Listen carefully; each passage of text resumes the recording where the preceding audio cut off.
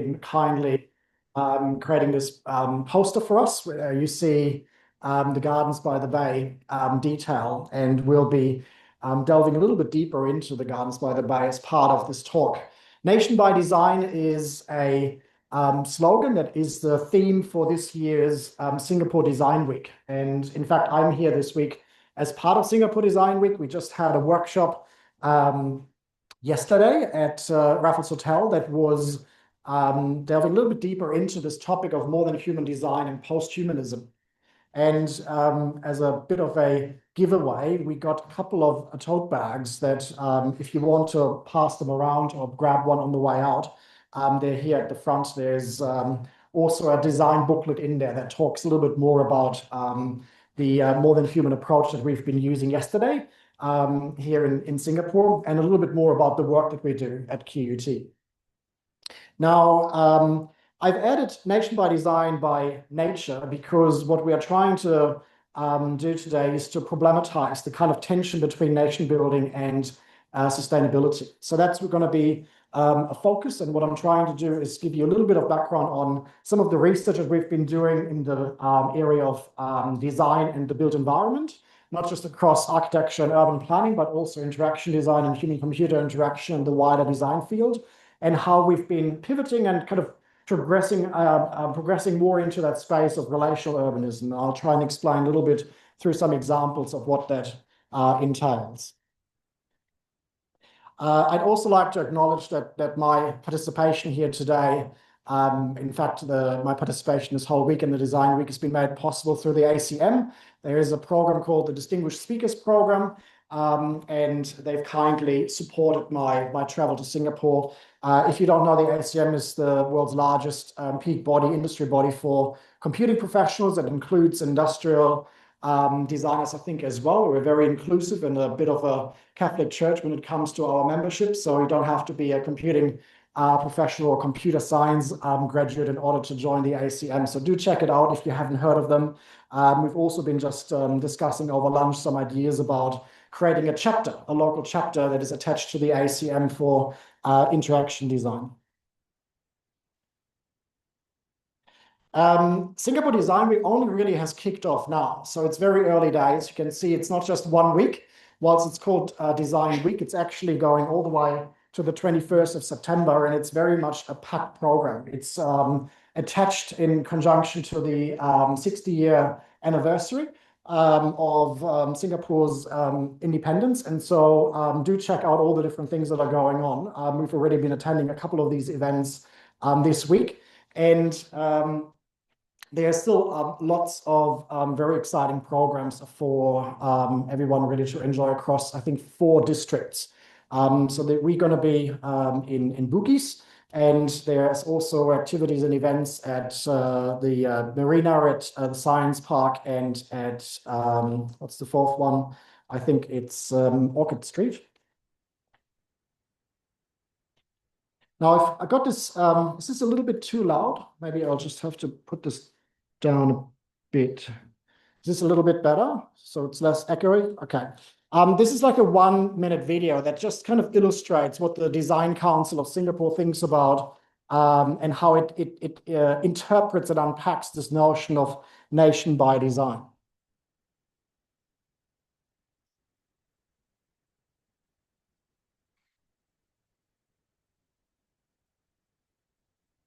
No audio that was working just before. Okay, bear with me 1 second.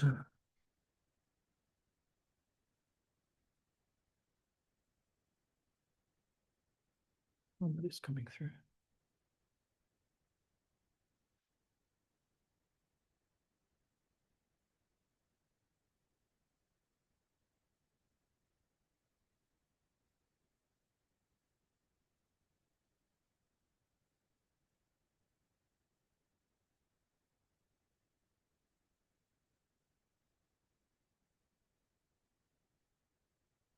Can a nation be designed?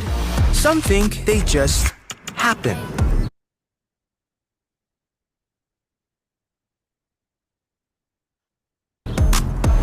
Well, this one made things happen. Which one is it? should be this one. Yeah, this is back on. It works.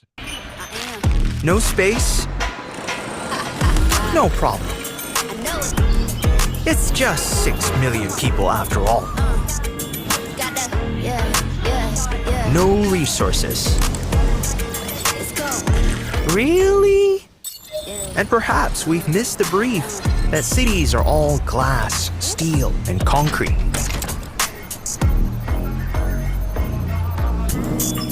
But after 60 years, maybe it's time we slowed down.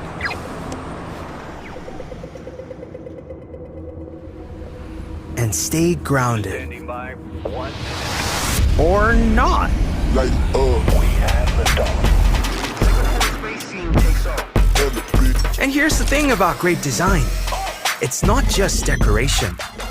It gives direction. Light it up. Make things look good? Easy. But design that moves people and takes us further? Now, that's something. Great design is a work in progress. A work of progress. Singapore. Nation by design. Light it up. What I think really is fascinating about this strategy of having a nation that is guided by design isn't just the individual ingredients that you see there, whether it's, appliances, products, different user experiences, services. Actually, the fact that design is progressively being embraced by the government. That's something that's quite special and not always the case in other jurisdictions in other countries. So if you are a design student here, if you've entered into practice working in industry, you might be working on your particular design space, your design problem, your different briefs. But what actually makes a huge difference is the fact that this is being supported through all levels of government. So the Design Council is an entity that works very closely with the Economic Development Board. You see not only all the different events as part of Design Week, but also how that features in a lot of the thinking when it comes to decision making. And so we'll be looking at some of those as we look at a couple of cases, both historic ones and more recent ones. And so I just wanted to draw your attention to the fact that I think being here in Singapore is very special for that reason, because design approaches seem to be a little bit more easier to get off the ground than elsewhere, because what I've experienced in my professional practice is that often you actually got to convince decision makers. You got to actually sell design, first of all, before you get to the meaty end of the discussion. You got to actually bring them onto the same page. Whereas here, a lot of the conversations I've been having with various people, a lot of them are already on the same page. And so that makes those conversations a little bit easier. A little bit of an introduction. Thank you, JJ, already for doing that brief introduction, but just to set the scene with some examples of where I'm coming from. I've been doing computer science in my undergrad in the 90s, and I've moved more and more into this urban space and combining, if you'd like, the digital world and the physical world. And this is a little rendering that we had produced for our very first lab at QUT, the Urban Informatics Research Lab, in 2006. And it does have a bit of a matrix kind of vibe, because you can see this slightly dystopian depiction there of digital data streams. But we also got, the built environment, the kind of tectonic layers. And so we were very much trying to illustrate how the physical and the digital are coming together. And that's how we positioned our research as well from a disciplinary point of view. So my own background was originally in that kind of big bubble of technology by looking at computer science, but already at that time more with a slant towards media studies and human-computer interaction. And then in my master's and my PhD, I went into these other two areas. One is social sciences, and if you'd like, the other one is the spatial sciences that encompasses architecture, urban planning, and the built environment, urban studies, if you'd like. And the lab was very much an interdisciplinary array of researchers, postdocs, interns, PhD students from those different backgrounds. So we would, for instance, have journeys of people that had a background in town planning or urban planning that came to do a PhD in HCR. With people from a computer science background, similar to myself, but they were actually venturing into using artistic methods, sometimes anthropological methods, sometimes social science methods in order to study the built environment, to then look at those findings and how they can be applied to user experiences, to new approaches to technology. And so we called that urban informatics at the time.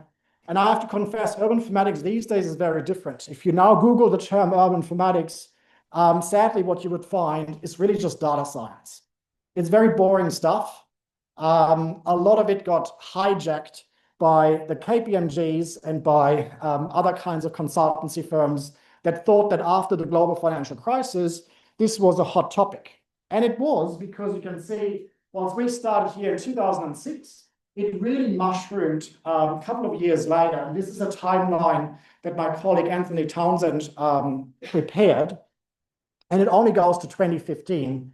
And so you can see various different entities across the world that have embraced this approach of studying that intersection of the digital and the physical. What we try to maintain is really a design-led approach, not a data-led approach. Well, there's a lot of merit and a lot of interest in urban science and the data analysis or the data science part of the built environment. We were actually much more interested in a much broader remit and scope. And that's what we've been trying to maintain ever since. So to give you just a glimpse into this, one of the works that we produced, this came out in 2015, is called The Citizen's Right to the Digital City. And in this book, there's lots of different chapters and examples that talk about urban interfaces, yes, but also in the context of activism and placemaking. And so the approach wasn't just about this coming together of design, interaction design, how technology can be integrated into the built environment. It was also asking very challenging questions about inclusion, about control, about governance, about advocacy. And that has actually been a theme that has, if anything, grown. If you look at what's happening in the world, it's not just all about how technology gets used for convenience and comfort, but also to bring movements together, to bring people together beyond just social purposes. What you see here in the background, does anyone recognize what this could be, the cover photo? I'm actually quite proud that I managed to smuggle that onto the cover of a book. It's quite outrageous. If Springer, the publisher, knew what that is, they would have never agreed to have this on the book cover. So this is protesters at the FIFA Soccer World Cup in Rio de Janeiro, and they're protesting child pornography and child prostitution as part of the approach of selling very small children to the tourists that came into Brazil and were attending these big sporting events. And you could hire those small children for very cheap, which we believe today even is outrageous, but that's the reality. And these protesters, these activists, use technology in a very visual way by mounting displays onto their heads in this anonymous fashion to actually show them the ads that were available to the overseas tourists that arrived on shore. Would you agree? Springer would probably going to say, no, this is too risky for us. But they didn't realize. They kind of thought, oh, there's some advertisement screens. There's a chapter in that book that talks about this more. We ventured further into this notion of participation. We're very interested in the notion of living labs as a methodology to bring some of the design methods closer to lay people. So that it's not just used by people that are trained in design, but also by those that are in other professions, in community groups, in business, in government as well. So this book came out in 2018, and it's continuing this research trajectory into participation. Today, my work is pretty much split across 2 research centers and 4 programs. The one I'm going to talk about mostly today is the first one on more than human futures. And for that reason, I'm not going to explain it right now, because the remainder of the talk is going to unpack this a little bit further for you. But just for your information, the other areas, we have a large, I think, 7-year research grant from the federal government in Australia that is looking at automated vehicles in rural and remote regions. A lot of the approaches these days to automated and autonomous vehicles are about inner urban metropolitan use cases, whereas what we are trying to study here is those kinds of vehicles in the Australian outback. And the challenges there are quite different because it's dirty. There's no road signs. There's no markings on the road. You got hordes of kangaroos that jump into them. And you also got very angry locals that don't actually like those vehicles outside their properties. In this particular program, we're looking at data. So I kind of come back to this notion of urban informatics and how it's been reconceptualized more and more as urban science. And we are still working in that space, but more from the point of view of looking at issues around critical data studies. So that entails things like data governance approaches, privacy, data sovereignty. And in that program here, and those two are attached to the Digital Media Research Center at QUT, we're looking at issues of inclusion, participation, and community advocacy. So we are working together with community groups, and we are identifying ways that design methods, but also different digital platforms can be used to elevate and amplify their voices. So for instance, the way that generative AI can be used by community groups to enable them to foster, I suppose, and build stronger advocacy. Now, I want to take you on this journey of a little bit of a delve into the smart city. And then from there, we're trying to kind of look into some of the issues that arise from smart city investments and infrastructure deployments. Now, the smart city is an interesting concept because it's everywhere. It's a term that has pretty much been invented by IBM as part of a marketing campaign that I think originated around 2011, maybe a little bit earlier than that. There was a smart planet, smarter city approach to their repositioning themselves as a tech company. And a lot of the other advocacy, the other accounting businesses did something very similar. What happened is that pretty much since the 60s and 70s, a lot of the approaches to business process management and business process management optimization was based on very large firms hiring the services and the platforms of these accounting firms and associated consultancies in order to drive efficiencies. So you would have big conglomerates, whether it's Nestle or Coca-Cola or Toyota or maybe Singapore Airlines, very large companies, and they were very much interested in optimizing their business processes. And that's how those companies would make money, both the consultancy part as well as the digital, the technology part. So you've got companies like Cisco, like SAP, obviously there's KPMG, PwC, and those kinds of companies. And that's how they got as big as they are. What happened around that time is that they identified a new cash cow. The cash cow became cities. And cities at that time were largely not digitally optimized. You might find technology.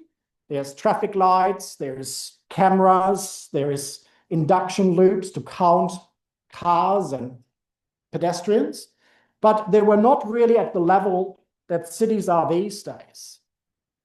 And so the service providers and consultancy companies saw an opportunity to widen their audience and to tell cities and city administrations, you got to stop running your city like a city. You got to start running your city like a business. And once you do that, we can sell all the kind of stuff that we've been selling to those other big companies. And so they were doubling their audience. They were doubling their market.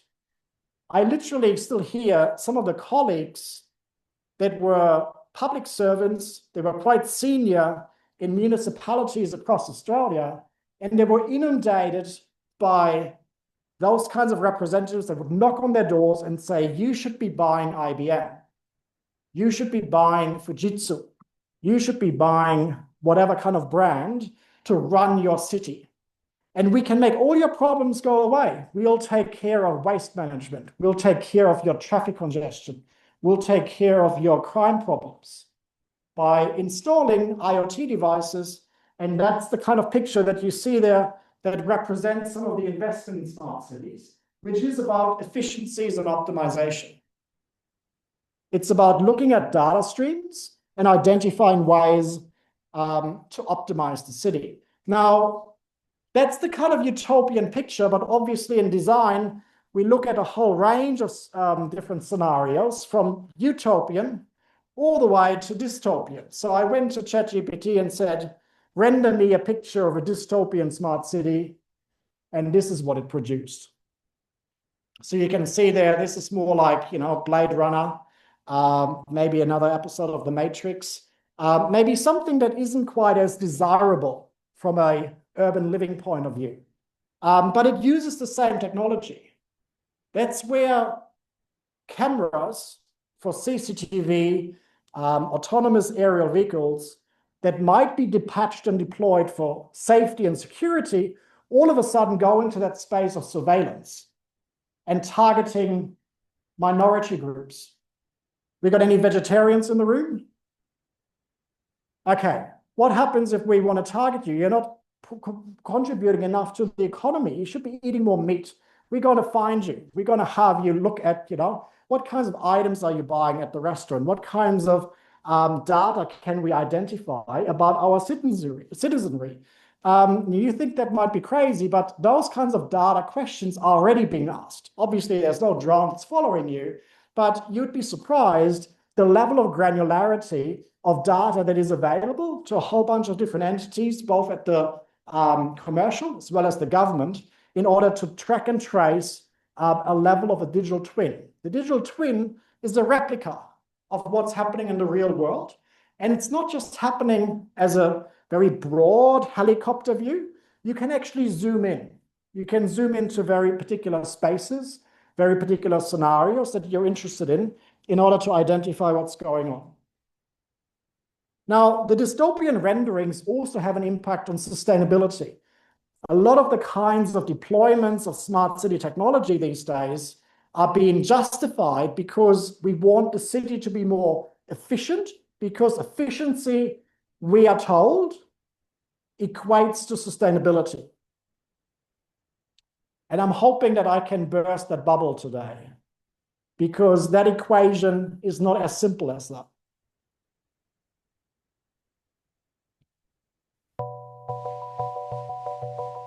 This is a very quick video that was rendered by colleagues at MIT at the Sensible City Lab, and it tracks and traces rush hour traffic. You can see here this very soothing background music overlaid over a rendering of the Earth, and rush hour happens in all those different places. I think we've already skipped over Singapore because we're very early in the morning when the time zones go through. We're now in Europe. But pretty much there's this pattern, no matter where you are and what kind of cultural corner of the world, there is this notion of rush hour. And the idea of rush hour is a great challenge from a mobility and transport point of view, because it offers a way in for the kind of smart city deployments. As you can see, rush hour and congestion is a global phenomenon. And because of that, it is also a global opportunity for the deployment and detachment of the kind of IoT devices that promise us some sort of magic fix for rush hour to go away. No matter whether you speak Mandarin or Spanish or English, whether you're in the northern or southern hemisphere, whether you're waking up at this time or at that time of different time zones, it's a globally universal problem that a lot of people are angry about. They sit in the morning in their cars or in their buses or in their transport systems, and they can't get where they want to go fast enough. Obviously, fast enough is relative to what they're hoping to achieve. In addition to that, there's other problems that are also quite popular and quite pressing from an urban design point of view, we're looking at sprawl. We're looking at the tension between going wide or going up. Now, here in Singapore, because you're landlocked, a lot of the rhetoric that even I've heard in the last couple of days were about space is scarce. We got to densify. We got to go up. Been talking yesterday with colleagues about vertical farming, about the 30 by 30 strategy, 30% of food homegrown, home produced by 2030. Housing affordability. Once you have scarcity, prices go up, which then renders affordability of real estate out of reach for especially young people. You then combine this with the data analytics that we talked about, and you also have these control centers that bring all these different data feeds together, and they become a commodity. This is the IBM control center that was established in Rio de Janeiro in 2012. So it's a very early example of these intelligent control centers where data feeds come together. At that time, it was heralded as the largest array of screens in the Southern Hemisphere. It kind of looks like Pasadena, JPL, some robotic mission to Mars with all those operators looking at data streams, but they're not actually operating a robotic mission to Mars. They are running Rio. And you'd have, at this stage, probably similar control centers here in Singapore. We would have them in Brisbane, in Sydney, in London, in Tokyo, in a whole bunch of those different places. And there's a lot of merit and utility in those, because when I'm stuck in traffic in the morning, I also just want to get to bloody work much faster than what's going on, because I'm stuck in traffic. And I'm hoping that these magic data scientists controlling the traffic lights and looking at different cycles of green phases and red phases, that they will magically make me go faster. We all want that. But it doesn't. It doesn't work that way. And often the way that these control centers offer governance of the here and now bleeds into an opportunity for the planning of tomorrow. So once you then have the situation where roadblocks, bottlenecks, problems are identified, decision makers will go, okay, what do we need to do? And that's where the problems start, because if you identify certain issues in your data analysis, the data analysis doesn't predict the decisions that have to be made as a result of the data findings. Now, as researchers in the room, you kind of thought, well, that's crystal clear, of course. I see an issue in the data, I see an issue in my findings. Where that then leads me is up to decision makers' judgment, not the dashboard, not the survey, not the math lab result. The math lab result, the survey result, the analysis itself is only pointing at a problem. But what usually happens in these scenarios of data analysis in the smart city, and the big term that is still very popular is the digital twin of the built environment, the decision makers point the finger at those dashboards, at those smart city analytics platforms, at those digital twins. They've decided. So they're outsourcing decisions and agency to a robot, to an analytics platform that is run by companies, by researchers, practitioners hired. And so all of a sudden, the decision is made to build another lane. Now, since the 60s, urban studies scholars, transport planners, researchers in the built environment have known about a concept called induced demand. Induced demand refers to the fact that if you make a particular resource more attractive, demand will go up. So if you build another lane and you try to combat congestion as a result of building another lane, you will actually make the car travel for a very short period of time more attractive, because you're relieving the pressures on the system that will then lead to more people opting for the car rather than mass transit. So then that next lane that you've built, which is now the third one, the fourth one, the fifth one, becomes congested yet again. and the cycle continues. So what I'm trying to illustrate is a concept called technological solutionism, which is where we're looking at data, we're trying to create a very quick tech fix in the hope that it will then solve our problems without necessarily looking bigger. Because the actual question we should be asking is why does everyone need to go to work at 7 o'clock in the morning and congest all those roads at the same time? Could we have them work from home? Could we have them start at different times? Could we have early retirement? Could we have a universal basic income? Could we have a 4-day work week?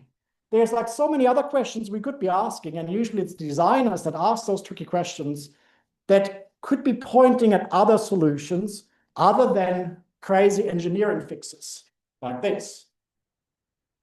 But in this crazy world, it's usually the crazy engineering fixes that win. And the cool, smart ideas from the designers lose. So we've been doing a lot of research to better understand what is going on in that space. And what we found is that a lot of it isn't really per se about the technology design. It's about how different design approaches get co-opted by various agencies, players, and stakeholders to suit existing agendas. That's very risky and very dangerous because all of a sudden design is in the hands of very creative people that are using design approaches and methods for often very nefarious reasons because they already know the answer that they are trying to reverse engineer as a solution that they prefer because there's particular agendas. Now, these particular works unpack this a little bit further. Shannon Matern's book, The City is Not a Computer, Other Urban Intelligences, looks at the diversity of experiences that you would find in the city that are different to just this top-down view. Remember that little video from MIT Sensible City Lab that just shows the whole planet and the different urban experience of those cities? That's fair enough. It's a nice rendering, but we need to juxtapose this from that helicopter view with the street level view, with the actual experience on the ground that varies from person to person, but also it varies from time to time, and it varies from preference to preference. And so other urban intelligences talks about the fact that a city thrives on that level of diversity that we need to embrace in order to have a better understanding of the nuances that are going on. Similarly, Eric Gordon, he's at Boston University, Gabriel Muga, they've published this book with Oxford University Press that talks about meaningful inefficiencies, which sounds like an oxymoron. What we have just been talking about is how efficiencies is what we're aspiring towards. We are looking at driving efficiencies in all of those different spots. So why would inefficiencies be meaningful? That makes no sense. Actually, it does. A lot of the creativity, a lot of the human condition, if you'd like, really thrives on those inefficiencies. Serendipity, the way that you might bump into someone, the way that you might find a new food item on the menu. You always go for the curry. Oh, there is something new. Your friend just kind of found it serendipitously. It just came across. If we are optimizing the world all the time for efficiencies, we are actually trying to erase a lot of this potential for creativity and innovation that humanity thrives on. Looking at the sustainability challenge a little bit more closely, we've been trying to understand how the rhetoric used in order to drive those investments into smart cities is actually clashing. In fact, it's hindering a proper, genuine progression towards where we need to go. And in this next section, I'm going to try and unpack this a little bit further, which is that tension between design and sustainability. And if you just look at that slide, it just says design and sustainability, you probably think, well, of course, a lot of the design, whether it's industrial design, interaction design, fashion, product, service design, we constantly want to make our design solutions sustainable. But it's not that easy. In fact, Mike Montero says designers have ruined the world. The world is working exactly as designed, and it's not working very well, which means we need to do a better job of designing it. That's heresy. Outrageous. How dare he? Are you offended? You should be. You're all designers. Who's the designer? Who would identify as I'm a designer? Come on, be brave. Are you offended by that statement? I do like the little sticker. So if you buy the book from Amazon, there's a little secret message, like a message on the bottle, for the workers that are underpaid in the warehouses, packing those books and putting them into those brown bags, saying, attention, Amazon workers, you can have a right to decent working conditions, join a union. The fact that there is, a union movement now in Silicon Valley is actually really new. I mean, the union movement has, centuries of history, but the fact that now there is workers from Google and LinkedIn and Meta, and they're coming together in the tech workers union in Silicon Valley is completely flabbergasting. But I transgress, I'm going to try and come back to sustainability. So this was me at Polimi, which is the Politecnico di Milano in Italy. And we are outside the Bosco Verticale, which is Italian for the vertical forest. And I had a whole bunch of Masters of Service Design students there, and we're having a jolly good time being chased by the security guards of that park where we are, because I was flying a drone at the time that is taking this picture from about here. And that's a big no-no. But the point is more about the Bosco Verticale. So in this service design masterclass, we were interested in sustainability, and we were interested in more than human futures. And so I took them on this excursion to one of the most iconic buildings in the world for sustainable design. At the time, maybe even today. And it's not unique per se, but it's very pretty because those buildings exist in other places. But just staying here in Milan for a second.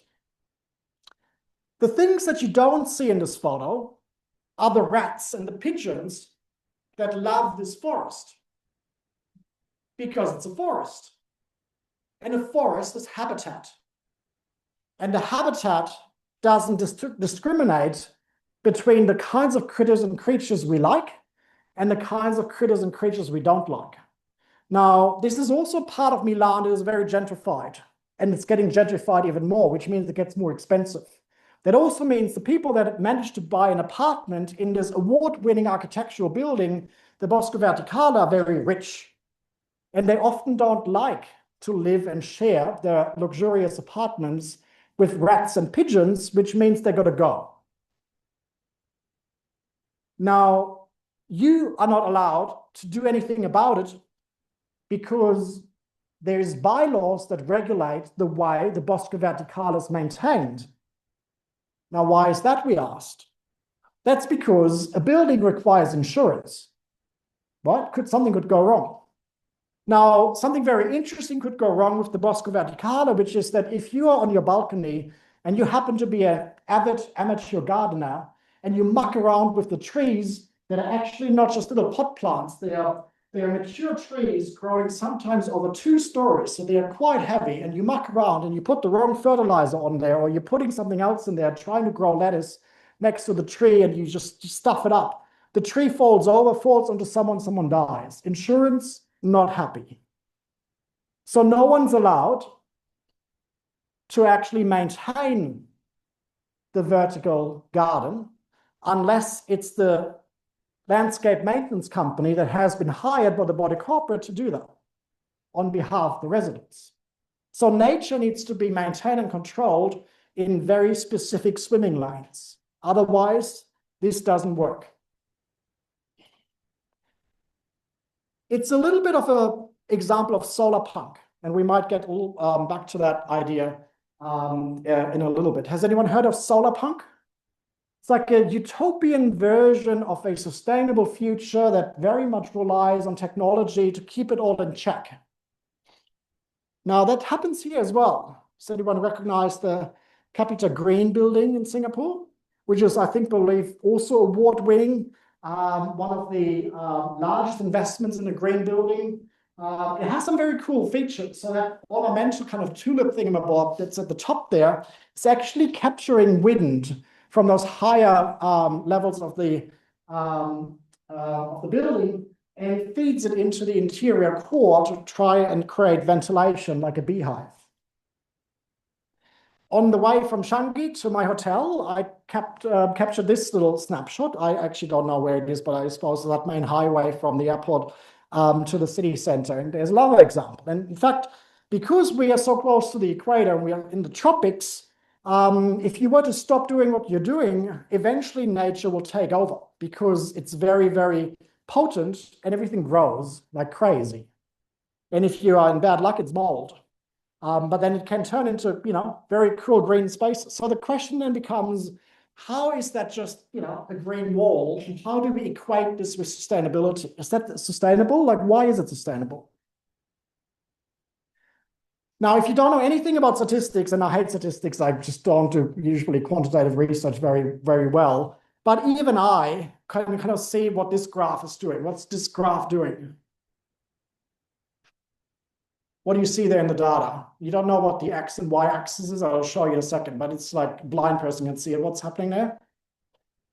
It grows, goes up. Now, this is an example of the Jevons paradox because this graph represents a baseline energy consumption. It's published by the US Department of Climate Change and Energy Efficiency between 2009 and 2020. And it represents the expected rise of total energy consumption of non-residential buildings. And the expected rise at the time was 24%. So this is a graph that we published in the Architectural Science Review in this paper that is talking about the performance assessment frameworks in the built environment. So if you're an architect, it's not just about the aesthetic form. You also can make more money selling your architectural designs to clients if you get different ratings. And I'll show you some in a second. So we want our buildings to be more efficient because the efficiency will secure those higher, more prestigious ratings in those assessment tools. But at the same time, all these office buildings that from one year to the next year become more efficient, the efficiency yields are never enough to catch up with the absolute demand and the absolute footprint that is still increasing the total carbon footprint of the built environment, in this case, in the US for non-residential, that means office buildings largely. So the Jevons paradox is an economic concept that says that technological progress or government policy that increases the efficiency with which a resource is used can then ultimately lead to the rate of consumption increasing because of increased demand. So this article that we published, it talks about this clash between those assessment frameworks. And here in Singapore, I researched, and I just saw the logo in the lift as we're coming up. So there's the Building Construction Authority, the BCA. They are also the authority that bestow sustainability credentials on the built environment. Now, what a lot of these different assessment frameworks have in common is a focus on energy. And largely that focus on energy comes because energy is easy to quantify. You can calculate and you can easily compare energy consumption from one year to another, as well as from one building to another building, obviously normalized for size and floor space and so forth. The issue, though, is that whilst we've been increasing the efficiency of buildings and we've been giving higher levels or stars, the Australian system is called the Green Star building. So we'd go 4 stars, fantastic. Then next year it needs to be 5 stars. And then it's 6, I think we're up to 7. But it doesn't matter because we never approximate what we need to do according to the scientists that are running the IPCC. Because what they want us to do is actually work towards absolute reductions, not just little efficiency gains. Does that make sense? I mean, this is probably the chart that then makes that case quite starkly because this is the annual CO2 emissions for Singapore, looking at emissions from fossil fuels and industry and land use change, in this case, not included, normalized for that. And whilst there's been a very sharp drop in the early 2000s, with a very progressive rollout of efficiency strategies and reduction campaigns, we still now see a very steady increase, despite all the kind of investments in efficiency measures, whether it's electric vehicles, whether it's solar, whether it's efficient buildings, green buildings. So the problem really is that whilst designers are often focused translating sustainability into efficiency, efficiency is not enough, because we're not dealing with an energy crisis. We're dealing with a consumption crisis. On top of that, there's this concern that has also been translated from the mainstream into design and from design back into the mainstream. This is an op-ed already a couple of years ago, but it's still as relevant today as it was at the time. And the headline there encapsulates what the argument is, which is that neoliberalism has conned us into fighting climate change as individuals. So as individual consumers, we constantly get told we need to make the right decisions. You got to jump on the bicycle. You got to jump and buy an electric vehicle. You got to get the Tesla. You got to get solar panels. You're not going to have these, plastic bottles. You're supposed to be having the keep cup and so forth. And so the plastic straw is bad. And I need to subscribe to 100% green energy. And then the eggs, they need to be organic. And the list goes on and on and on. I'm going crazy. I don't have the time. And it's also expensive, because often industry that bets on our bad conscience, we want to sleep at night, they make the option where I can sleep at night more expensive, which is great for business. This one is great as well. Al Jazeera published an op-ed, why a hipster, vegan, green tech economy is not sustainable, and improving eco-efficiency within a capitalist growth-oriented system will not save the environment. In essence, it's talking about exactly this problem of trying to decouple efficiency, tiny, minuscule efficiency yields from a bigger notion of genuine sustainability. Paul Durisch published this paper. He's a professor at UC Irvine, and this was published at Designing Interactive Systems already in 2010. Because as designers, we have had a very long history of trying to do the right thing, of trying to embrace sustainability. There's even a notion of sustainable HCI. Sometimes it's called green HCI. And in this paper, Paul talks about how there is a political dimension, if you like, a governance dimension to how HCI has embraced sustainability, because we have this focus on the user. We do user-centered design. And user-centered design is about usability of the user, sometimes a group of users. But that perspective is often baked into our methods. Now, the negative side effect of that user perspective is that we often ignore the larger perspective of how movements can make change. If McDonald's gives you two options and says, well, here's the chicken McNuggets that are the usual kind of, gruel that you get out of a blender, wrapped up in batter. And here's an actual organically grown, animal welfare approved option that costs twice as much. You're again being pushed into this option of you have to make a decision. But if McDonald's as a global multinational corporation decides to do the right thing, for instance, phasing out caged eggs in all their products and opting for free-range or organic eggs, then the decision isn't with you. The decision is with the board and the CEO and the shareholders and how they absorb the cost.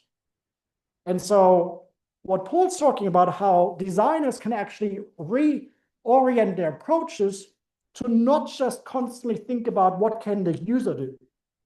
We should be asking, what can the corporation do? What can the government do? What can people do to lobby and advocate together for that change to come about? By the way, Paul's paper in 2010, we've got a long history of DIS that's going to be here, which we're very excited about. And not only that, I took this little quote from the call, because Designing Interactive Systems is also embracing this kind of shift, this more than human turn that we're going to be talking about, from a focus on isolated interactions to an ecosystem systemic perspective, one that attends to the complex networks surrounding humans and more than human actors, and that engages with layered socio-technical, cultural, political, economic, and ethical concerns, which is precisely what I'm trying to sensitize you towards. So make sure you are here in June next year. Now, dialing the timer all the way back to 1963, here we got Singaporean Prime Minister Lee Kuan Yew planting a member tree. The ceremony also signified the beginning of an island-wide tree planting campaign. Now, what is really interesting about Singapore isn't just the geography and the cultural nuances and context, it's also the notion of a garden city. Because when we look at the connotations of a garden, sustainability isn't far off. We kind of go, well, it's a garden city, surely it's sustainable. And if you look up any of the usual rankings and ratings and assessments of cities that compare cities with cities, Singapore features very highly, sometimes at the very, very top. And arguably, rightly so, because the investment and the effort made by the government is phenomenal compared to other cities that don't give a toss. So the fact that it has such a long history from 1963 with this first tree planting all the way to where we are now, that's very special. But I also want you to kind of be able to unpack this a little bit. I don't want to be entirely critical. I just want you to kind of look at the tensions in that approach, because a garden is different to a forest, a wild forest, or nature per se. A garden still talks about control. A garden requires a gardener.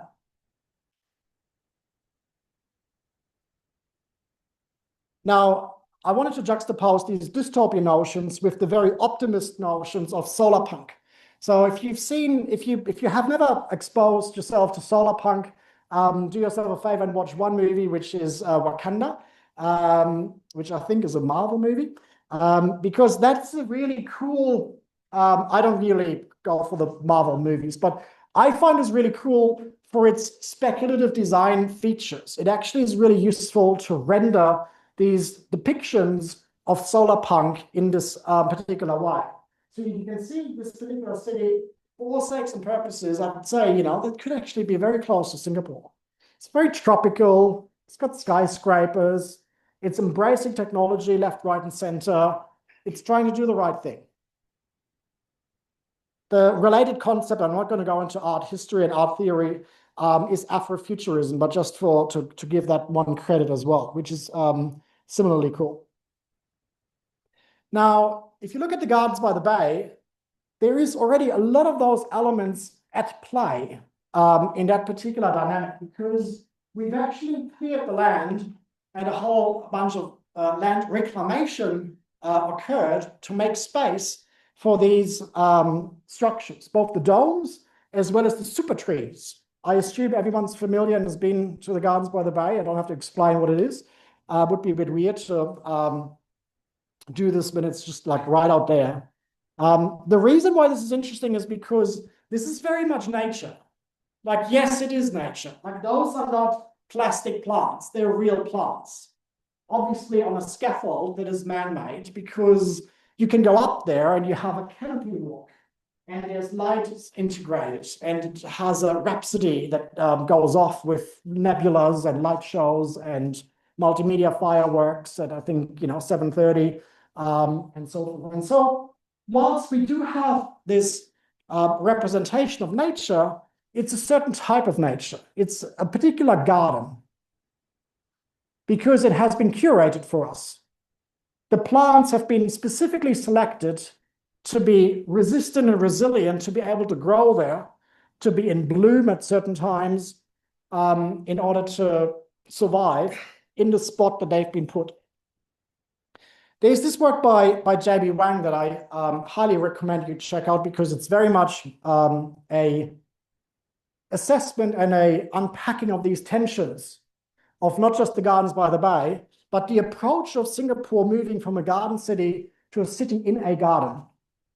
And this book is called Reimagining the Modern Human City, Stories from Singapore. One of the quotes I like is this one. It's a little bit long. I usually don't have that much text on my slides, but I'll read it out for you. If the Garden City movement, which actually has a long history, so the Garden City movement is its own little thing. I won't go into a lot of the detail, but Jamie argues that the Garden City movement reflects a type of authoritarian nature. Coming back to this idea of the gardener decides what gets planted, what doesn't get planted, what gets given favorable conditions, and what gets the pesticide. So the Garden City movement reflects a type of authoritarian nature that prioritizes neat and orderly forms to discipline the residents and establish a stable environment for socioeconomic development. This new trend, which is the city in a garden underpinned by new technologies like vertical greenery, enables dominance over urban nature through an assemblage of homogenization, targeted diversity, the meticulous work of inclusion and exclusion as it seeks to enact an eco-modernized, sustainable green future. It's a bit of a mouthful. Let me show you some examples.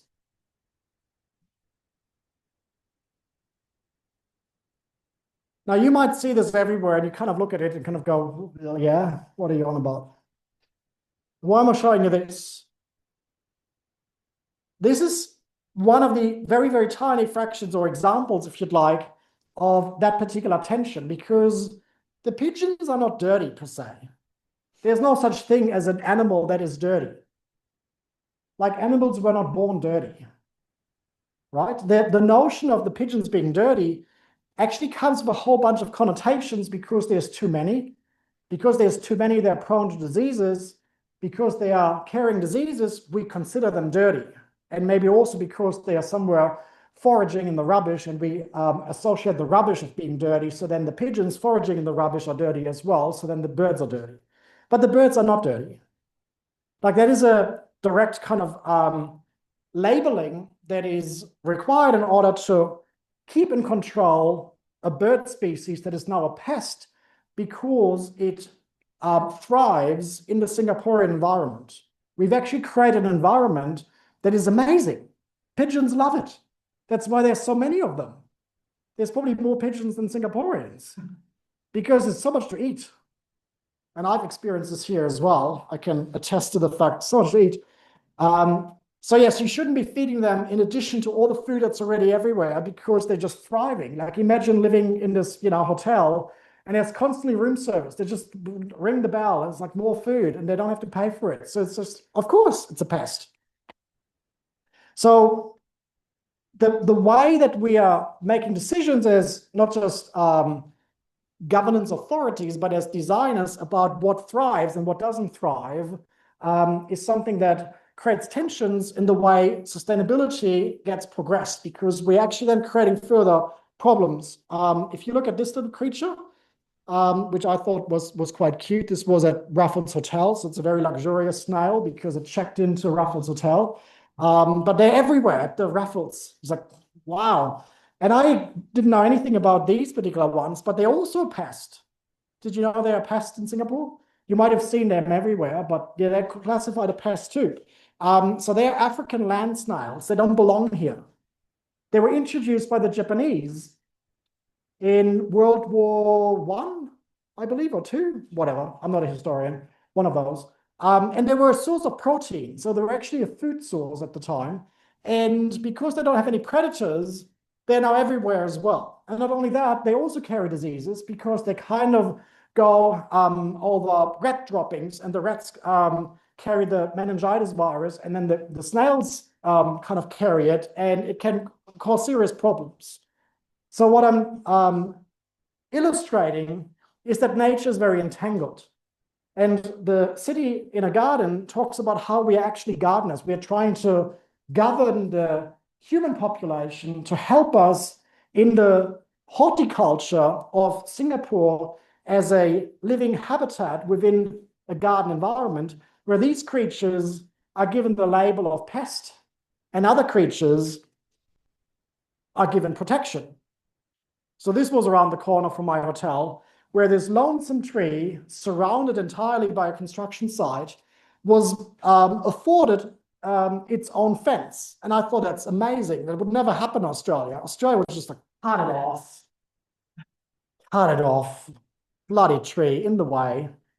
There could be another lobby or, shop, kiosk, vending machine, bubble tea, whatever. But no, not here. Why is it that that tree is special? That's because Singapore has no nurseries. You can't grow trees. Where are they going to go? You grow trees in Malaysia. There's dedicated nurseries and plantations, and once the trees there grow a certain size, they get transplanted into the street side. So if you have a tree of this size, it requires protection, which I think is amazing, especially because at the top there was a habitat for crows, and so we've been watching the crows there. What is also amazing is how, from a design point of view, you can delve deeper into these living creatures. So this was a little flag outside the National Library of Singapore, which was advertising Encyclopedia of Singapore Tamils, but I'm more interested in this picture because what you see above is that tree, but what we don't often see is the mycelium network. So I'm going to show you this quick video about the mycelium network.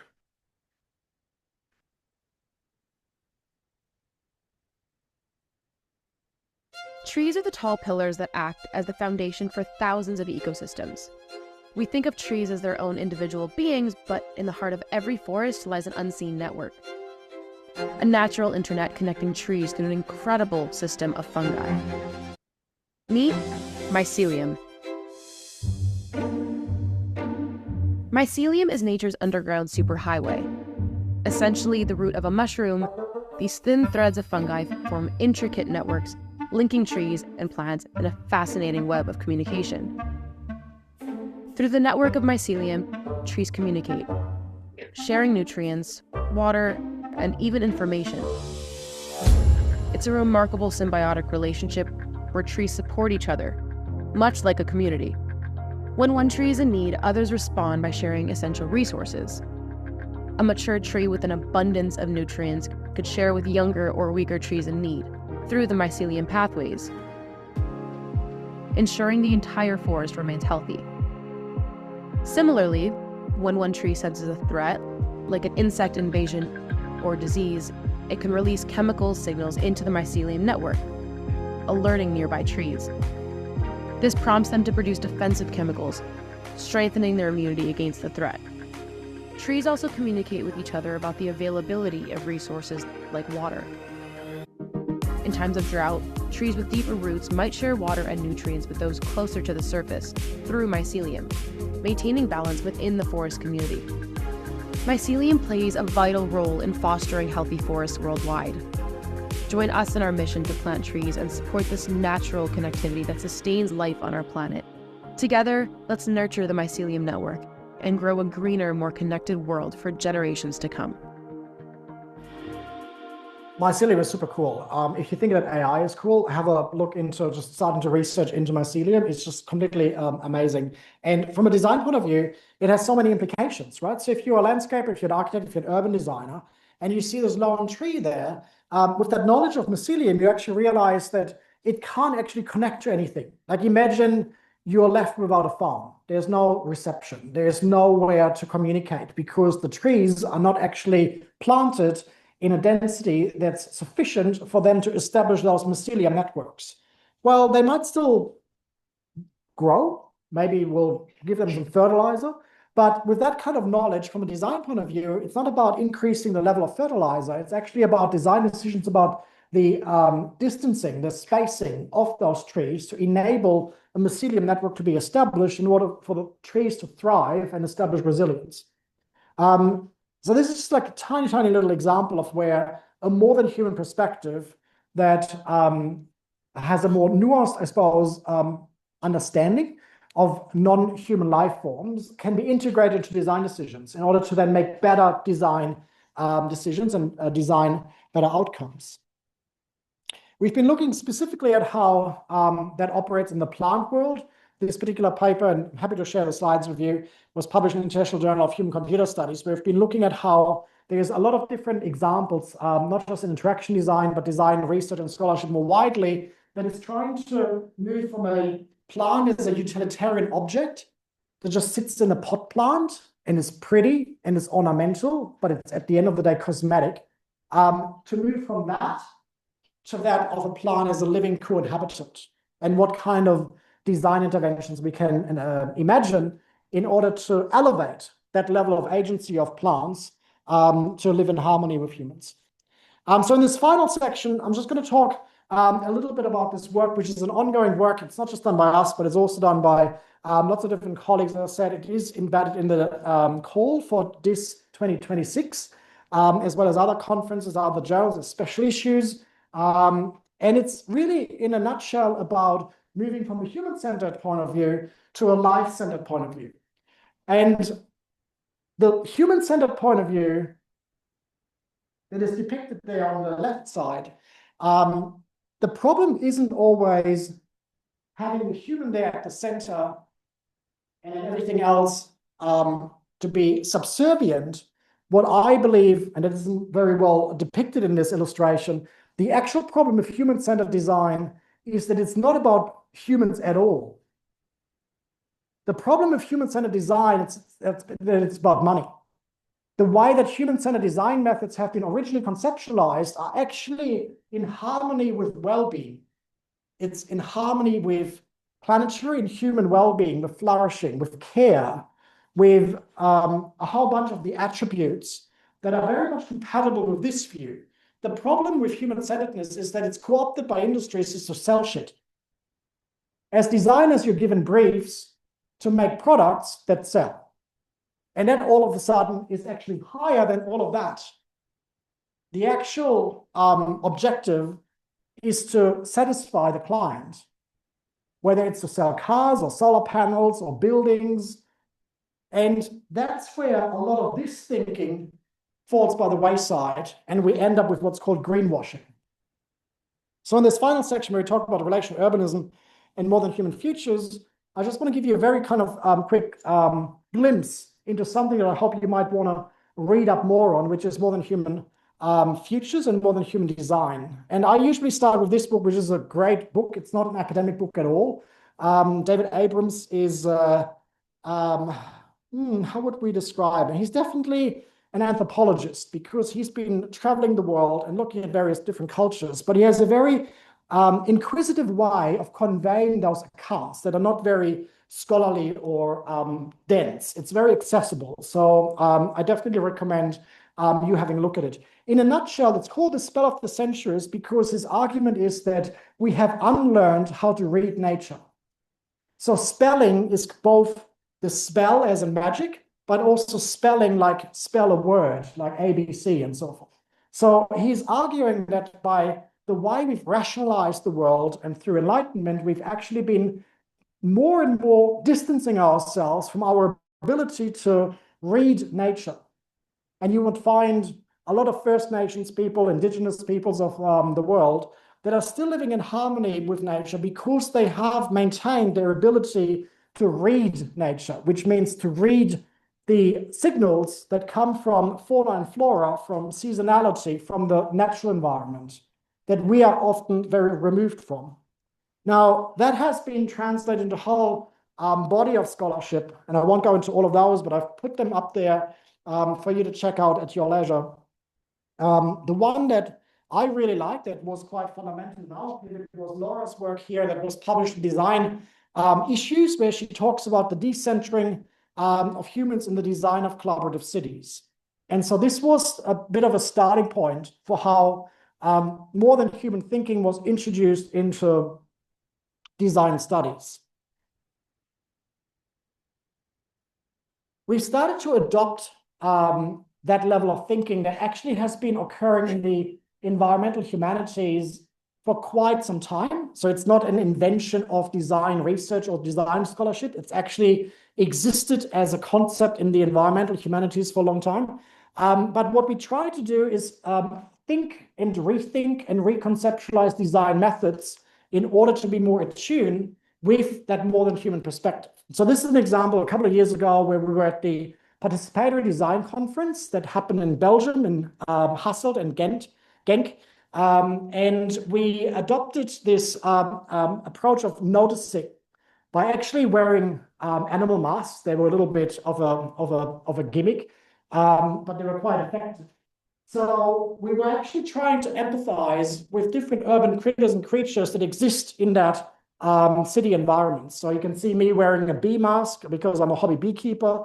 You can see frogs, cane toads, birds, ravens, and so forth. And so we were going through the city in order to anticipate and imagine and speculate what would be the different food sources, what would be risks, where would be predators, where would be prey, where would I sleep at night? Would I be bothered by the light? Would I be bothered by the noise? Can I hear each other? So all the kinds of things you might be doing for humans, but we were trying to do this for a non-human entity. A lot of this has been also encapsulated in this book, and I got one giveaway for JJ for hosting me. Thank you.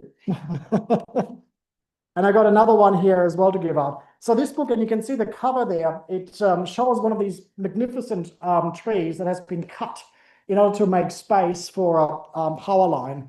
And it just kind of symbolizes exactly what we've been trying to problematize, which is the dominance of human design and decision-making over the natural environment. So it's a fascinating read because it has a whole bunch of chapters from the world, organized around cultures, practices, justice, and futures. That is all about different design research and practitioners trying to grapple and problematize this notion of how do we design not just for human experiences, but for more than human life worlds as well. I got one more here, which I'm not going to take back to Australia. Is it anyone's birthday today? What's today? Today is the 12th of September. Close to the 12th. Anyone in September?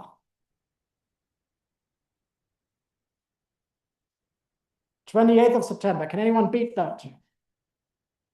Anyone closer? Congratulations. Happy birthday. Enjoy.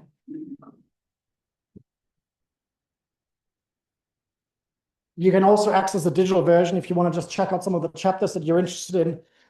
There is a digital version on the Oxford University Press website. Just to give you one glimpse into one of the chapters in there, which is one I've had the privilege of co-authoring with Mary Graham, and it talks about cathedral thinking and how relational urbanism moves away from this very staccato linear approach to city building, more towards the generational approach and entangled approach.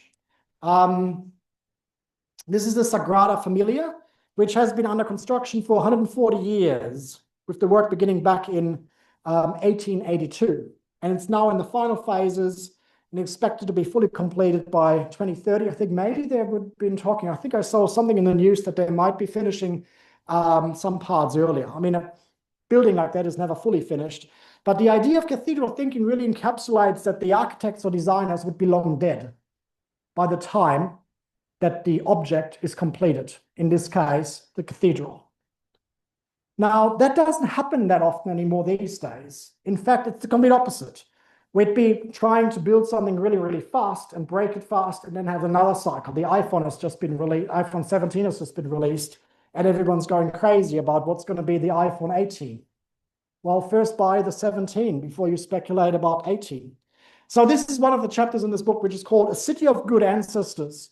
And the reason why it's called that is because Indigenous Australians have this notion of sustainability as well, but it works a little bit differently. Sustainability in their case is about handing over the world to the next generation so that that generation will think of you as good ancestors, which is quite poetic and it's quite simple, but it's also quite powerful in its implications. Here's an example. This is a map of Australia that is organized by bioregions. Bioregions are a concept that looks at what grows and what thrives and what are the different ecosystems in those different parts, right? So we have the center there that is very dry and arid and desert. We got a green belt around the east coast here, very specific zones of vegetation. We got the subtropics here in Brisbane, where I am. There's more seasonality down here with very pronounced seasons. We got tropical seasons up there, and the fauna and flora has adjusted to those different bioregions. This is a map, the original map of Indigenous Australia prior to colonialization. So Indigenous Australians actually organized themselves, and the different nations of Indigenous Australians have organized themselves very much attuned to the bioregions that they found.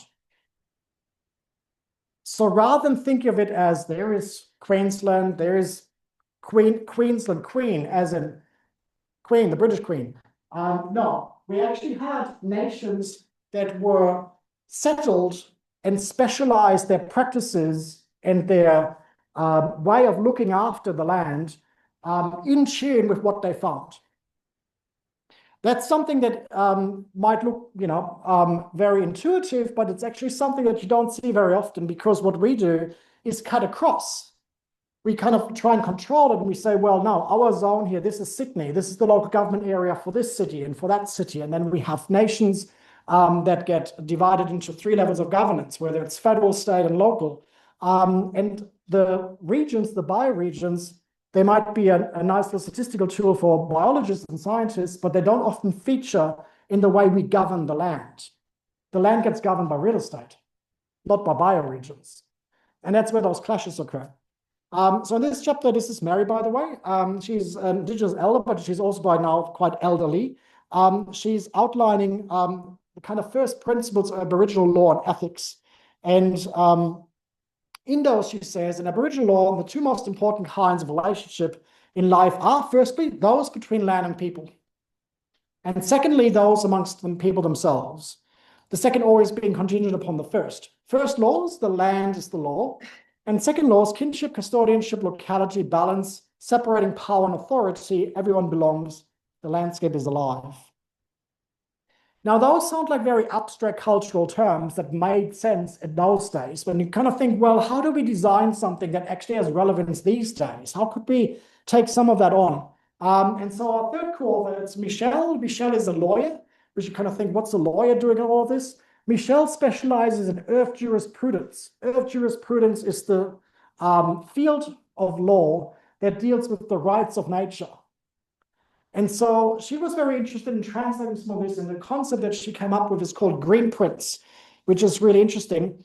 It's a step-by-step approach to try and go through a particular process that enables local communities to reconnect with their bioregions, despite perhaps existing zoning and governance arrangements, to actually identify through a citizen science approach of what are the kinds of critters and creatures and ecological kinds of attributes that you find in your local neighborhood, in order to try and identify design implications and repercussions that can be acted upon by local communities.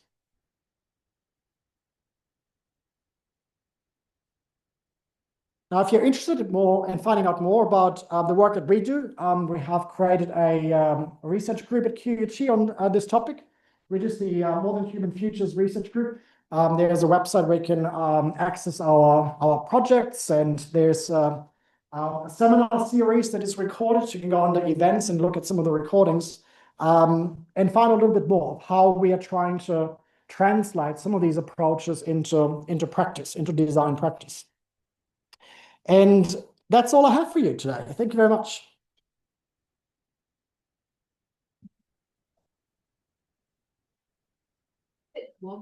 It's a wombat, yes. This was taken at one of our projects. We are doing a project with a wombat orphanage. So it's a marsupial. Marsupials are Australian native animals that have a pouch, like the kangaroo and the koala and wombats as well. And whilst this is very cute, the sad thing is that all their mothers have died in road accidents. And so they've been looked after by these wildlife carers until they are big enough to be released into the wild. program ending. Thank you so much, Marcus, and let's move on. Thank you. I'd like to invite questions from the audience.